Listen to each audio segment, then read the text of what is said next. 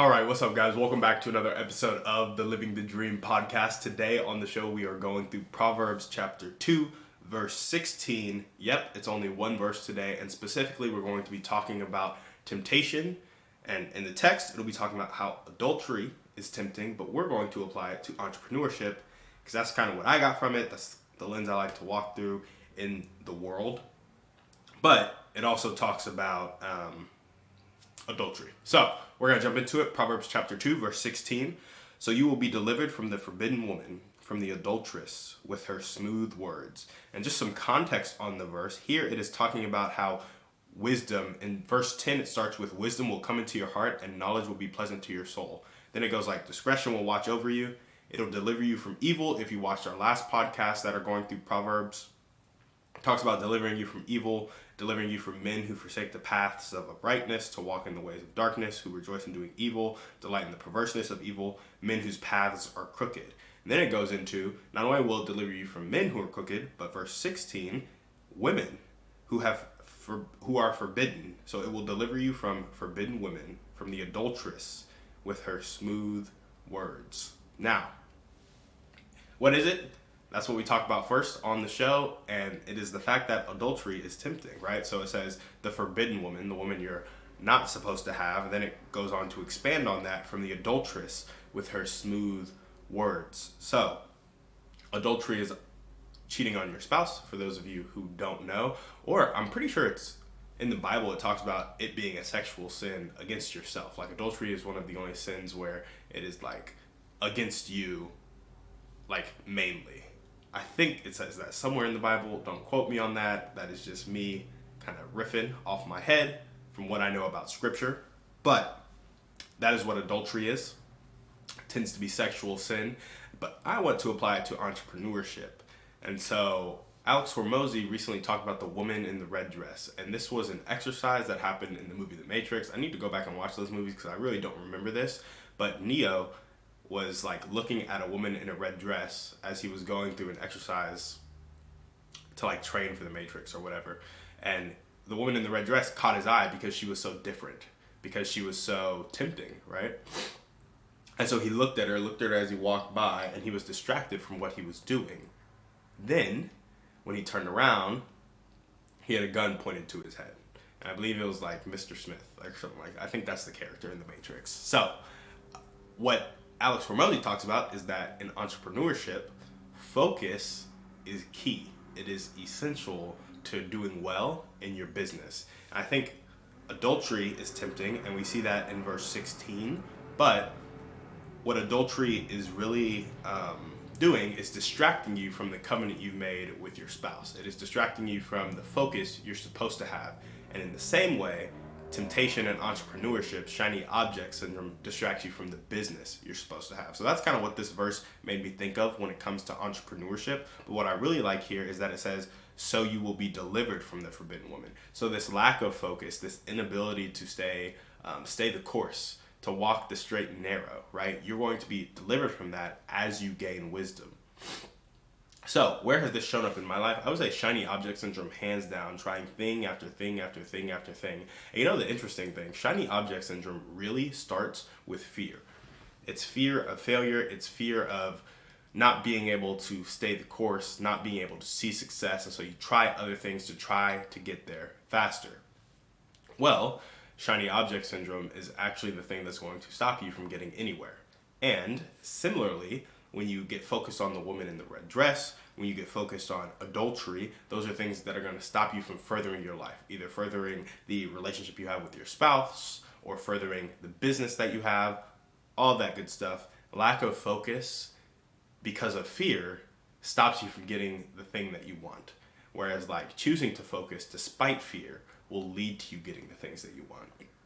So I would say that's where this has shown up in my life for the most part, shiny object syndrome, and really just not being able to focus on one thing I'm selling. I also think this is interesting. I haven't been able to focus on one thing I'm selling because I never set myself up well for success. And as I've gained wisdom as an entrepreneur, I'm like, okay, I should probably sell something that already has product market fit given my scenario.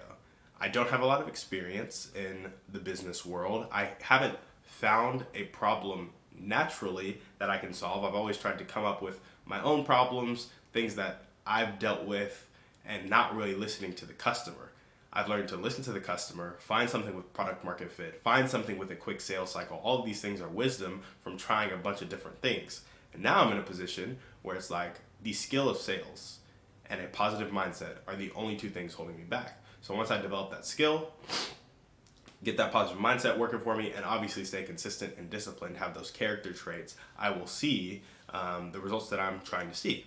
And I think that's a really cool thing. So shiny object syndrome is rooted in fear of failure. But it was also rooted in ignorance. Like, I didn't know what to choose, and so I had shiny object syndrome because I wasn't convinced something was going to work, and I wasn't convinced something was going to work because I didn't know what it looked like to have something work.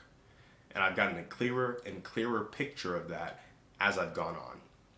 So where do I want this to show up in my life? I want the ability to focus on what's furthering my mission and block out everything else. So right now, that's insurance sales and what will eventually be building an agency. And once I build that agency, it'll move to that financial freedom sector of my life where I take a lot of that money and invest in real estate and a business that buys real estate at a discount and performs value add on that real estate. After the insurance agency and the real estate, that secures financial freedom for me. Honestly, the insurance agency might just secure financial freedom for me, and I might have to learn another lesson on focus, and I might have to drop real estate. That's an ego punch for me right there, but because I really like real estate. But yeah, that is the going plan right now. Insurance agency to investing in real estate syndication. And after we hit financial freedom there, it's doing a lot of real estate development and bringing on people to run businesses that will raise the standard of living to middle-class America across the world. Like, that is what we're trying to do, and we're going to do it in a for-profit way. Just because I think, I don't know, nonprofits and for-profits, they're all businesses. And I think for-profits kind of encourage people more, if that makes sense. Sets people up to learn how to fish as opposed to just giving them fish. But that's just my personal opinion. I don't know a bunch about the nonprofit world.